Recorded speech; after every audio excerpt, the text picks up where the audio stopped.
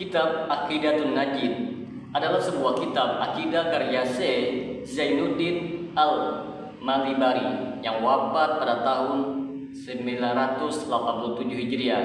Beliau adalah seorang ulama fikih bermazhab Syafi'i dari Malabar, yaitu India Selatan. Kitab ini tersebar luas di kalangan masyarakat Nusantara, terutama di pesantren-pesantren tradisional yang menganut paham Asy'ariyah, Maturidiyah, dan tasawuf Ghazaliyah. Kitab ini dianggap sebagai pegangan akidah Ahlussunnah wal Jamaah versi NU dan pesantren, padahal isinya banyak bertentangan dengan akidah salaf yang murni. Maka bagi teman-teman yang ingin mengetahui kelanjutan dari pembahasan video kali ini, maka tonton terus video ini hingga selesai agar kita menemukan fakta yang sebenarnya.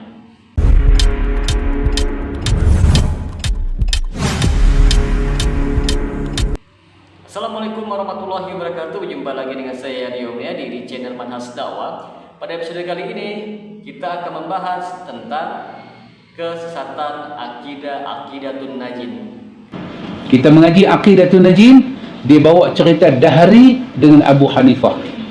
Dahri dengan Abu Hanifah. Dahri tanya, di mana Tuhan? Abu Hanifah kata dekat Dahri. Dia angkat jari nak. Apa dulu daripada ibu jari, apa kemudian daripada anak jari? Ni kita dah mengaji ni Aqidatun Najin. Dahri kata, mana ada? Mana ada dulu, mana ada kemudian? Yang ada ibu jari, yang ada anak jari. Abu Hanifah kata, itulah Tuhan. Ada dia, tidak diawali dengan tiada. Akhir dia tidak diawali dengan akhir. Itulah Tuhan. Macam ibu jari dan anak jari. Dalam Aqidatun Najin, dia membodohkan akal kita. Tapi kitab Aqidatun Najin adalah kitab besar di seluruh pondok-pondok dalam yang ada pengaruh kemelayuan. Indonesia ke mana ke ada pengaruh Melayu ni, kitab ni lebih besar daripada Sahih Bukhari dan mana-mana tafsir.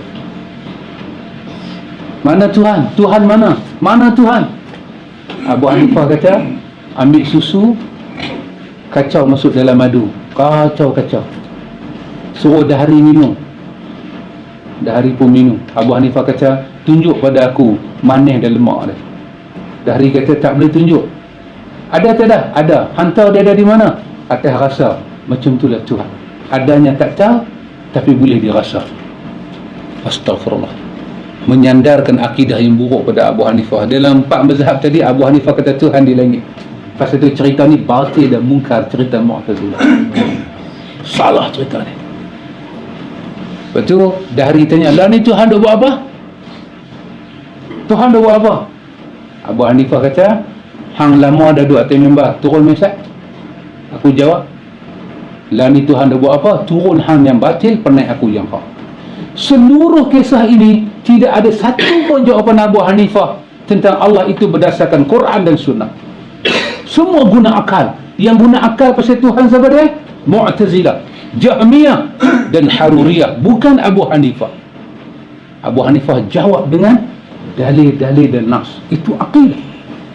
Tapi kitab ini dibaca dan diperbodohkan kita. Siapa yang baca? Siapa yang baca? Al-Fadilah, Sahibus Sama'ah. Teman-teman sekalian, perlu kita ketahui di antara ajaran pokok dalam kitab Aqidatun Najin adalah bahwa kitab ini memuat ajaran sifat 20 yang merupakan dasar akidah Asy'ariyah. Sifat 20 ini kemudian dianggap wajib diketahui setiap mukallaf. Siapa yang tidak mempelajarinya atau mengingkarinya dianggap kafir atau fasik. Pokok-pokok ajarannya itu seperti yang perlu kita ketahui, Allah hanya bisa dikenali dengan sifat 20, yaitu wujud, qidam, baqa, mukhalafatul lil hawadis, qiyamuhu bi nafsihi, wahdaniyah, qudrah, irada, ilmu, hayat, sama', basar, kalam, dan turunannya. Akal dianggap berperan utama dalam menentukan kewajiban mengenal Allah Subhanahu wa taala, bukan wahyu. Takwil sifat-sifat Allah seperti istiwa, wajah, tangan, turun ke langit dunia, semuanya diarahkan kepada makna majaz, bukan hakiki. menolak akidah salaf yang menetapkan sifat-sifat Allah Subhanahu wa taala sebagaimana datang tanpa tahrif, tahyif, tamsil ataupun ta'til. Lalu mencampur adukan akidah dengan filsafat dan ilmu kalam sehingga berbelit-belit dan sulit untuk dipahami oleh orang awam. Teman-teman, langsung saja kita masuk ke dalam pembahasan inti, yaitu penyimpangan serta kesesatan dalam akidah Najin. Yang pertama, menyelisih akidah salaf tentang sifat Allah Subhanahu wa taala. Para sahabat, tabi'in dan imam salaf seperti Imam Malik, Imam Ahmad, Sufyan Ats-Tsauri dan lainnya bersepakat bahwa Allah memiliki sifat sebagaimana yang disebutkan di dalam Al-Qur'an dan As-Sunnah tanpa ditakwil. Namun kitab ini malah mengajarkan ta'til, yaitu meniadakan makna hakiki, dan tahrif, memalingkan maknanya. Kita ambil contoh teman-teman, Allah itu beristiwa di atas aras, lalu ditakwil menjadi menguasai. Allah punya tangan, ditakwil menjadi kekuasaan. Allah turun ke langit dunia teman-teman, lalu ditakwil menjadi turunnya rahmatnya. Ini sangat jelas menyelisih jalannya salaf. Lalu yang kedua, menjadikan akal sebagai hakim di atas wahyu. Kitab ini memuat pandangan kala bahwa akal terlebih dahulu mewajibkan manusia untuk mengenal Allah Subhanahu wa taala bahkan sebelum datangnya wahyu. Padahal akidah salaf menegaskan bahwa kewajiban untuk mengenal Allah Subhanahu wa taala dan beribadah hanya ada setelah datangnya risalah. Hal ini menjadikan syariat seolah tidak utama teman-teman, karena akal manusia dianggap cukup sebagai sumber hidayah. Lalu yang ketiga, menganggap wajib mempelajari sifat 20. Kitab ini menyatakan bahwa siapa yang tidak tahu sifat 20 maka ia belum beriman dengan sempurna, bahkan bisa menjadi kafir. Ini adalah sebuah kesesatan yang besar, karena Nabi SAW tidak pernah mengajarkan sifat 20. Para sahabat, tabi'in dan imam 4 mazhab tidak pernah mewajibkan hafalan sifat 20. Yang diwajibkan adalah beriman kepada Allah sebagaimana firman-Nya dan sabda Rasul-Nya, bukan teori filsafat.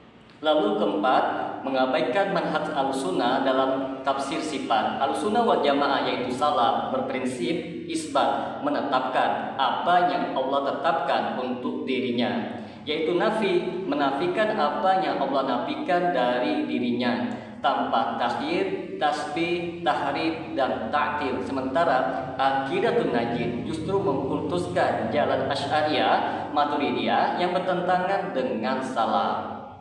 Lalu yang kelima teman-teman, menyebarkan paham tasawuf yang menyimpang. Selain masalah akidah, kitab ini juga memuji-muji jalan tasawuf sufi Al-Ghazaliyah yang dalam prakteknya banyak menyuburkan bid'ah. Itu seperti tawassul yang berlebihan, lalu kultus wali dan kuburan, keyakinan tentang karamahnya wali melebihi dalil yang syar'i. Maka dampak buruk kitab Aqidatun Najin di Nusantara itu melahirkan generasi awam yang bingung tentang Allah Subhanahu wa taala. Mereka lebih hafal tentang sifat 20 daripada ayat-ayat tauhid di dalam Al-Qur'an, menghalangi umat dari akidah salaf dengan mengatakan bahwa manhaj salaf itu tajsim, menyerupakan Allah dengan makhluk, menjadikan akidah Islam seperti filsafat rumit, padahal Rasulullah SAW diutus untuk mengajarkan akidah dengan bahasa yang mudah, lalu menyuburkan fanatisme buta terhadap Asy'ariyah dan menyerang dakwah tauhid, yaitu dakwanya salaf. Teman-teman, Al-Imam Asy-Syafi'i pernah mengatakan hukuman bagi ahli kalam adalah dipukul dengan pelepah kurma dan diarak keliling kampung sambil diumumkan, inilah balasan bagi orang yang meninggalkan Al-Quran dan As-Sunnah lalu sibuk dengan ilmu kalam. Lalu juga Al-Imam Malik pernah mengatakan, jika kamu melihat seseorang berbicara tentang kalam, jauhilah dia karena dia ahli bid'ah. Dan Al-Imam Ahmad bin Hanbal juga mengatakan ahli kalam itu jindik, jangan duduk bersama mereka, jangan dengar ucapan mereka. Maka sangat jelas teman-teman, kitab Aqidatun Najin yang berbasis kalam menyelisih manhaj salaf, dari penjelasan di atas dapat Disimpulkan bahwa kitab Aqidatun Najin fi Ilmi Usuluddin adalah kitab akidah bercorak Asy'ariyah Maturidiyah dengan syarat dengan penyimpangan dari akidah salaf. Lalu melakukan penakwilan sifat-sifat Allah Subhanahu wa taala dan pemutlakan sifat 20 sebagai satu-satunya jalan mengenal Allah Subhanahu wa taala dan mengedepankan akal di atas wahyu serta menyuburkan tasawuf yang menyimpang. Oleh karena itu teman-teman, kitab ini tidak layak dijadikan pegangan akidah bagi umat Islam yang ingin mengikuti akidah Rasulullah dan para sahabat. Jalan yang benar adalah kembali kepada Al-Quran, As-Sunnah, dan pemahaman salafus saleh, bukan kepada filsafat kalam. Semoga dengan sedikit penjelasan ini dapat memberikan manfaat bagi teman-teman sekalian. Dan apabila channel ini dapat memberikan manfaat bagi teman-teman sekalian, silakan like, subscribe, dan share. Semoga bermanfaat. Assalamualaikum warahmatullahi wabarakatuh.